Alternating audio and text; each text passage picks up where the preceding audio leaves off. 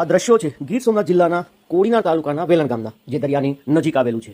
આ ગામના ગ્રામ પંચાયત છે તેનું કમ્પાઉન્ડ છે, અને આ કમ્પાઉન્ડની અંદર અત્યારે ગોવાળિયા લોકોએ ગાયો અને ભેંસો જેટલા પણ પશુ તેની પાસે હતા આ તમામ પશુઓને આ કમ્પાઉન્ડમાં પૂરી દેવામાં આવ્યા. જુઓ, વેલણ માઢવાડ કોટડા જૂથ ગ્રામ પંચાયત લખેલું છે. બહાર લોકો બેઠા છે. આ લોકોનો આક્ષેપ છે ગામ લોકોનો કે ત્યાં તલાટી નથી આવ્યા. જો કે અહીંયા પર 2 તલાટી નિયુક્ત છે, પરંતુ તે હજુ સુધી ન આવ્યા હોવાનું આ લોકોનું કહેવું છે.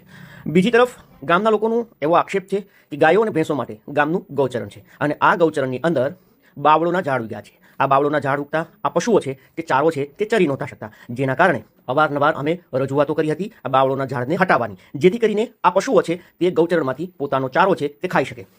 પરંતુ રજૂઆતોને છતાં પણ કોઈ પગલાં ન લેવાતા આખરે આ ગામના જે ગોવાળો હતા તેમણે આ ગાયો અને ભેંસોને મોટી સંખ્યામાં લઈને અત્યારે પહોંચ્યા છે વેલણ માઢવાડ કોટડા જૂથ ગ્રામ પંચાયતની કચેરીના કમ્પાઉન્ડમાં, અને આ તમામ પશુઓને અહીંયા પર પૂરી દેવામાં આવ્યા છે અને ઉગ્ર વિરોધ કરવામાં આવ્યો છે. આ દ્રશ્યો